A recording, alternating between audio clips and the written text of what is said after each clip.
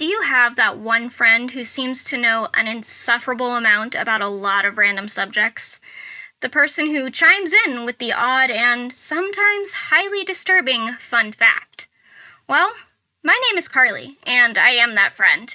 I often find myself wondering about topics that range from the history of certain holidays to what makes some wines expensive and some a little on the cheaper side.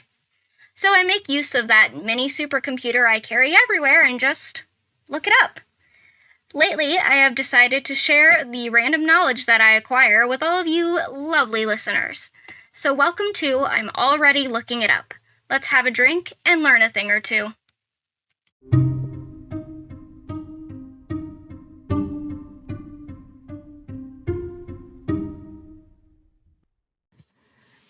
Hello. You're listening to I'm Already Looking It Up, the podcast where I, your host, research a random topic and tell you, my lovely listeners, all about it. So without further ado, let's get started. This episode's topic is one of my favorite things in the world, wine. So this came about, it came about because I like wine, and I just wanted to talk about wine. But wine is also honestly, beer is interesting too, but wine is an interesting alcoholic beverage to me. Most places, when it comes to beer, you can pretty much, buy kind of the same type of wine or a type of beer for around the same prices, and I could be wrong. There could be beers that are way more expensive. I don't know. But when me and my husband, who doesn't normally like wine but has started to drink red wine, were in Total Wine one day. It was the first time he'd ever been there, and we were talking about the prices and what's the difference between the prices. Why are some wines more expensive than others? And I told him I thought, well, my guess would either be the varietals, how it's made, or, whether or not it's imported. But then we were kind of looking at some of the labels, and we're like, well, this one's imported. Excuse me. But it's only like $10. So what's the deal? What is it with wine, and why do some wines cost more than others? And I'm sure there's a lot that goes into it. Well, we're going to find out today. First of all, though, I wanted to go ahead and do like a little kind of breakdown of what wine is and how it's made, because I think that's kind of cool too. I did learn some new things kind of reading through this, so it'd be interesting. So, this came from a really cool website. I think this is from, called Wine Folly.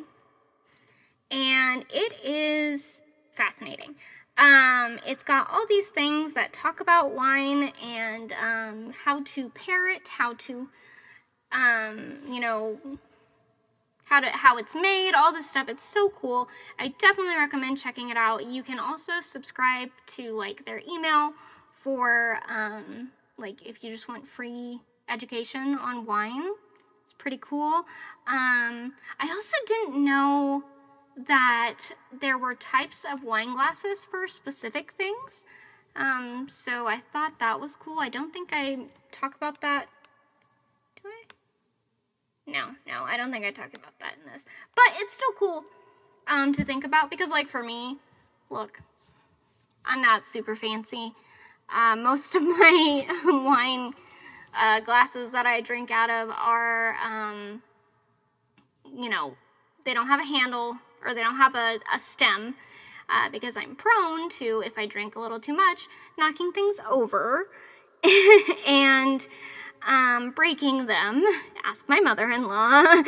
And I also am pretty clumsy in my own way. So a lot of my wine drinking vessels are tumblers with lids. Or when I'm at home, I do like to drink out of just an actual stemless glass, which I love. Actually, I started off all my crafting stuff by decorating wine glasses, and I still do that, so check me out. Anyway, so we're going to start with this article from Wine Folly by Madeline Pouquet. I hope I'm saying that right. What is wine exactly? What is wine? Wine is an alcoholic beverage made with the fermented juice of grapes. Technically, any fruit is capable of being used for wine: apples, cranberries, and plums, etc. But if it just says wine on the label, then it's made with grapes. By the way, wine grapes are different than table grapes, which I actually looked at because I thought that was fascinating. I did not know that. Apparently, I looked into this. Table grapes are, the big seedless grapes that we get at the grocery store. And wine grapes have a lot of seeds. So I thought that was cool.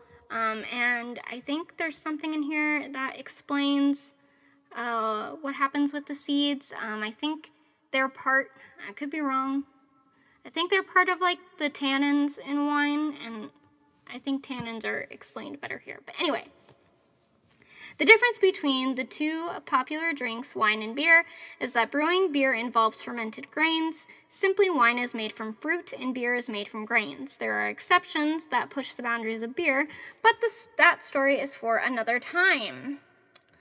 What are wine grapes? Wine grapes are different than table grapes. They are smaller, sweeter, and have lots of seeds. Most wines originate from a single species of vine that originated in the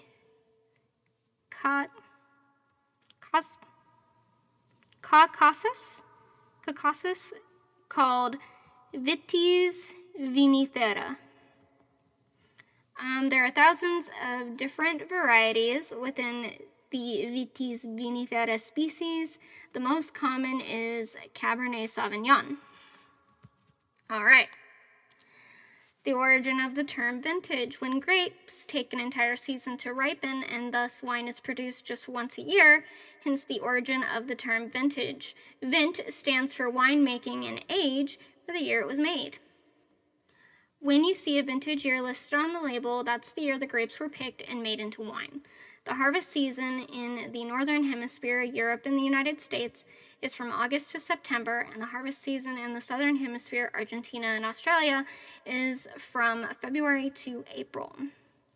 Non-vintage NV wine. Occasionally you'll find wine without a vintage listed on the label. Typically this is a blend of several vintages together, and in the case of champagne, it will be labeled with NV, which stands for non-vintage. Okay, this article is a little bit repetitive, but that's fine. Single varietal wine. A single varietal wine is made primarily with one type of grape. It's common to see these wines labeled by the name of that grape variety. For example, a bottle of Riesling is made with Riesling grapes. It's useful to note that each country has different rules for how much of the variety should be included to be labeled as a varietal wine.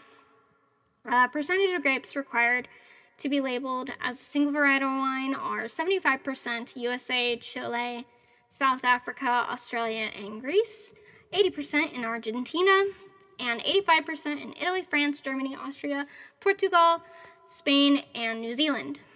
Oregon requires 90% of the varietal. There you go. If you do wine in Oregon, it has to be 90% to be considered a single varietal wine. A wine blend is a wine made with a blend of several grape varieties.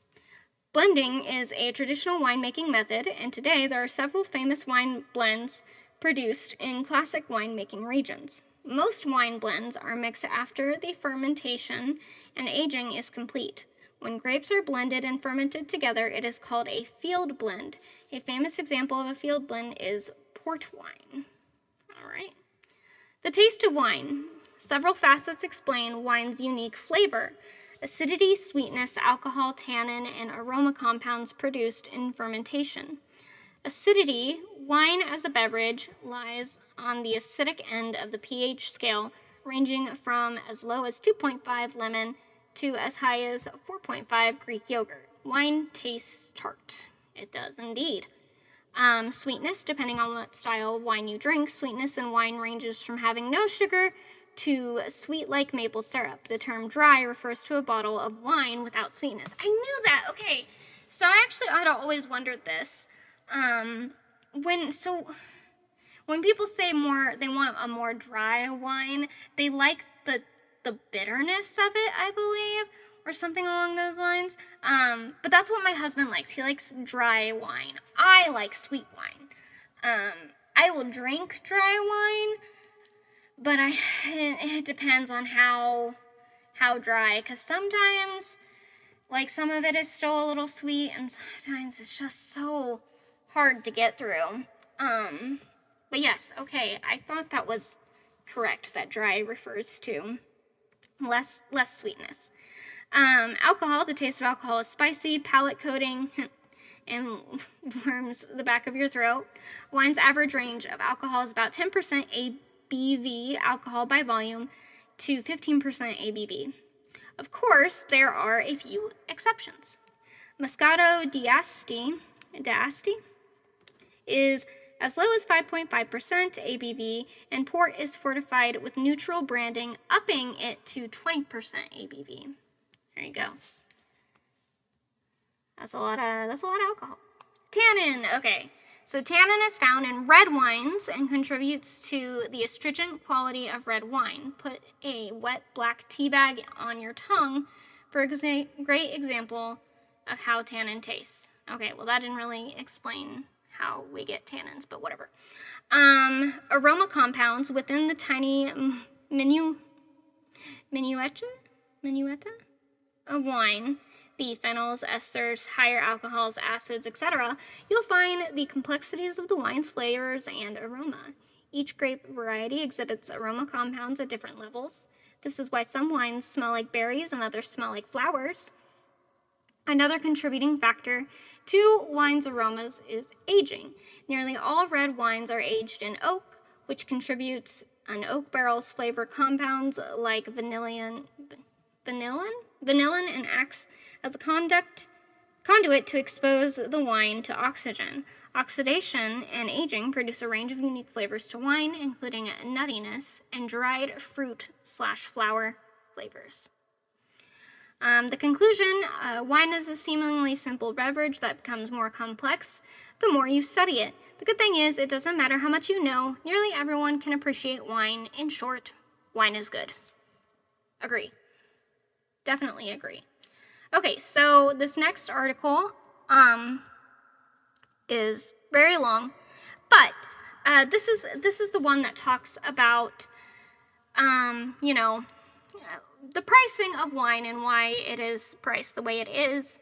I think this is interesting just so that you kind of know, like, obviously, you're going to get what you pay for. And if you pay for an expensive bottle, it's probably a good bottle, but it probably also depends on what type of wine you like, or what type of wine you like in general. So, for me, a $50 bottle of just like dry red wine is not going to be worth it to me, but I definitely will shell out for some good sweet wine. All right. How wine price per bottle is determined. The wine in your bottle may have only cost 50 cents. That may sound like a ripoff, but of course you're not paying for the wine. You're paying for the labor, the marketing, the transport, the taxes, and the bottle itself, which may cost more than the actual wine. Today we are going to explore how the price of a bottle of wine is determined. What we are really talking about here is wine price based on value. Why some wines cost so much and others are so crazy cheap. Alright, so land and grapes. Some of the best wine regions in the world were identified to be particularly good for growing grapes, maybe even down to a tiny row of vines. That spot where the sunlight hits the vines just right and the soil is perfectly suitable for grape cultivation. These sites are sometimes called Grand Cru or Premier Cru, or they might have region-wide recognitions such as Napa Valley or the Côte d'Or. Since these grapes are in higher demand, the actual land is more expensive, and you can bet the cost of land impacts the wine price. Makes sense? Grapes from more prestigious vineyards are also more expensive to buy. Even the best-known grapes go for a higher price. This is why certain grape growers may plant Cabernet Sauvignon in an area that might be better for another grape like Merlot or Syrah. In other words, before the grapes are even crushed, a well-established grape variety from a well-known region such as why can't I never say this? Such as Pinot, such as Pinot Noir. I don't know why that never goes into my head when I read it.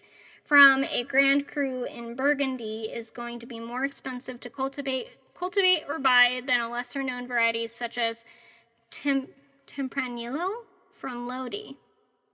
All right. However, you can find some delicious wines from there too. So obviously land goes into it a lot. That makes sense. And the type of grape, but also the type of grape more based on where it's grown and what land. So, interesting. Fascinating. Winemaking techniques and labor. Tending to the vineyards and crafting wine in the winery takes human touch.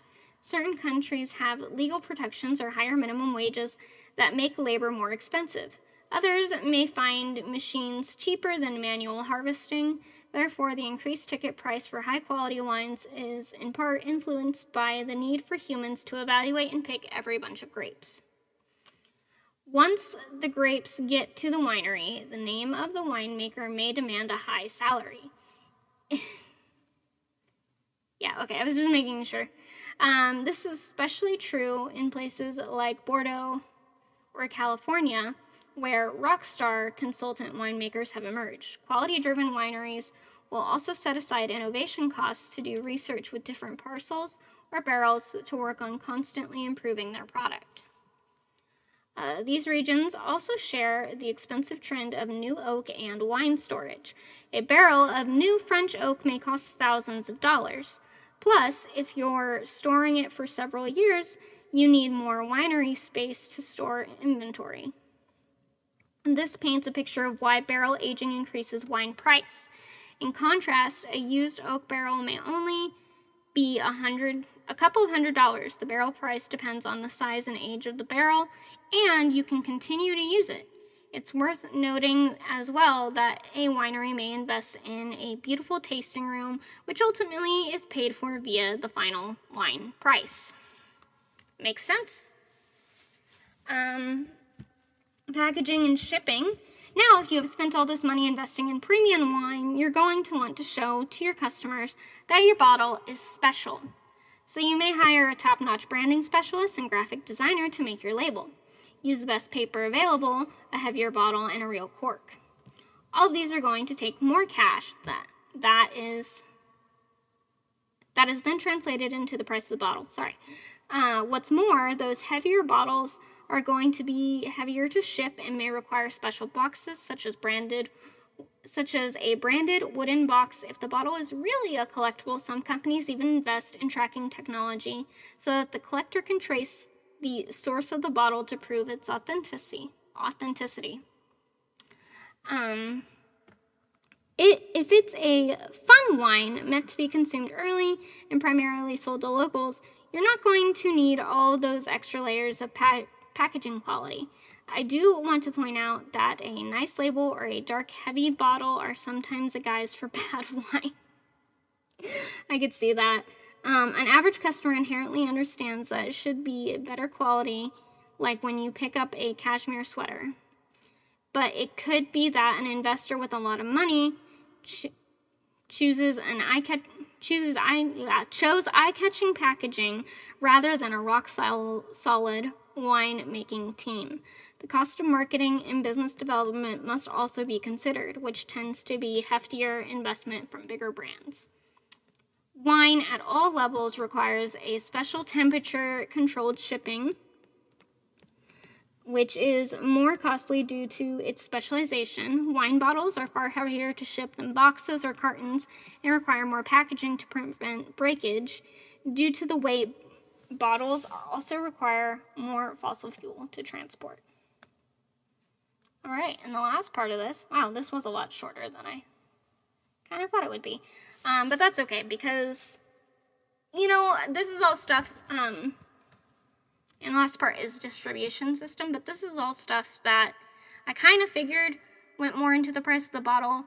But it's also like, you think about it and you're like, oh, well, maybe I guess the varietal and the, I would say the region does matter, but only in terms of like how good that region is for growing those specific grapes, I guess. But that makes sense. And yeah, so it's interesting that like there are no specific varietals that are super expensive. It really all just depends on how much money the person making the wine is putting into the wine. That is to say, my $10 bottles of wine that I buy every weekend are probably not the best made. They taste good though, so I'm not complaining. All right, distribution system is the last part. Finally, every step of the wine distribution process adds costs. Let's say a winery makes wine and packages it for about €3 ex cellar, or straight out of the cellar door. The import company pays to deliver the wine to a port. Then they fill up a container with many wines from a given country or region. After it's shipped to whichever other port, the wine must again be transported and stored in a temperature-controlled warehouse. The importer then may partner with a distributor who has a portfolio with many wines that they bring around to restaurants and retail shops. After they sell it, the restaurant or retail shop marks up the price, often 2 times at retail or 3 times for restaurants. Each company is making a tiny margin and must also factor in taxes, currency transfer, and bank fees. In the end, this bottle probably gets to you for around $15. As wine grapes get more expensive, there is a smaller gap between the cost of the actual wine and the other costs, especially packaging. In other words, when you're buying a $5 bottle of wine, you're mostly paying for packaging and shipping. Fair enough? Once you get in that 15-ish spot and above, you're entering the zone where you're paying a much greater percentage for the wine itself rather than packaging and shipping. You still have to watch out for marketing gimmicks, as I mentioned before, but you're generally going to find more consistency at the mid-tier level. That's why it's a segment of the market that's growing so quickly. All right, so that was wine. That's interesting. I never would have, look, I'm not a business person, even though I do have an Etsy, but I guess when you think about it, it's kind of the same as like when somebody is saying, oh, why must I pay so much for, this product, and when it costs like, this amount of time, or this, amount to make it. And it's, it's something I notice a lot with other people who sell like crafting type stuff, like, sorry. Excuse me. Crafting type stuff like, crocheting and blankets and all that stuff.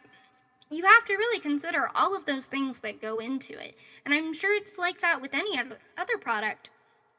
You have to really think about how much is this product worth, not just because you're getting the final product, but a service along with it, which is, someone has to make the product, someone has to, distribute the product, someone has to market for the product, and the packaging costs money, and the shipping costs money, and all of that. So you have to really consider all of that. And now that I know with wine, if I'm buying a $10 bottle of wine, I'm probably not quite breaking even for wine versus marketing, but that's fine. It's all right. I'll take it. The wine tastes good.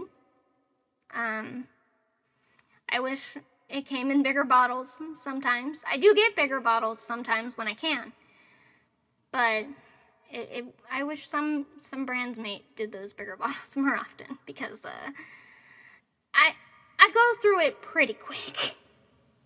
Otherwise, I swear I'm not an alcoholic. Anyway, yeah, I that all that makes so much sense, and I'm sure if you looked up why any product costs the way it does, a lot of it would be the same answer, just like packaging, shipping, distributing, making the product itself. All of that is, money in people's pockets that they gotta be paid. You want people to be paid for their work, well, then you kind of gotta pay more for the product. But I digress. I'm not saying that companies should mark up products or anything more than they're worth, but, pay people what they're worth. Be nice. Would be nice. But anyway, I think that's where we're gonna leave it for today. I don't know where that was going at the end there. I'm sorry. This is a bit of a short episode. I actually did think it was gonna be longer. That article on the... I'm so sorry. I don't know why I keep yawning. The article on what wine is was a bit repetitive and everything, so yeah, but so if you're buying $15 wine, you're probably buying decent quality wine. Not bad. Which, I'm still gonna drink my cheap stuff. But yeah, I think that's where we'll leave it for today. Thank you for taking the time to listen, and if you enjoyed the show, please like, subscribe, and share. It really helps me out. I do have a full-time job. This is a hobby. It pretty much costs me nothing to produce this show myself, but if you did want to support me, you can head over to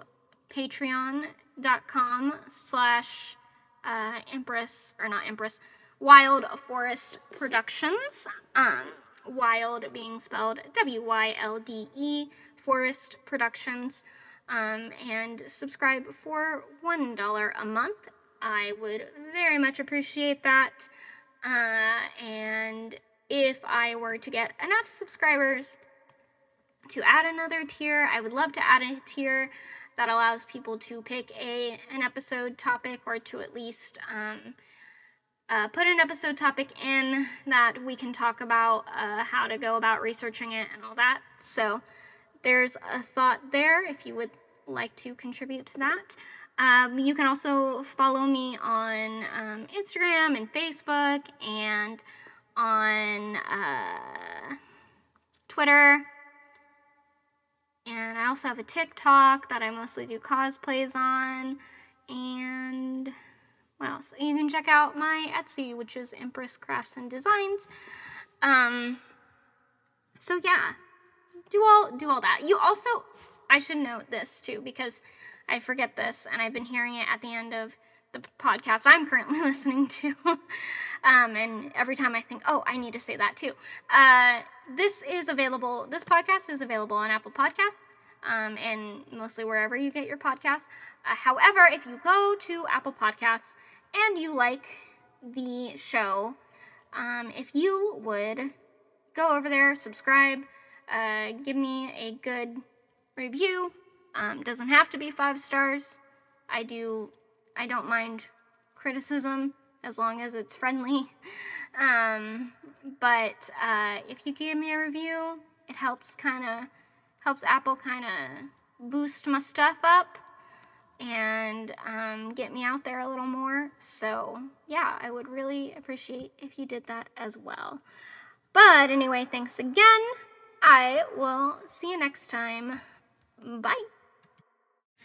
Thank you for listening to I'm Already Looking It Up. If you're enjoying the podcast, please like and subscribe. If you'd like to support the show, you can go to my Patreon at patreon.com/wildforestproductions. Don't forget to check out all the social links below. Thank you!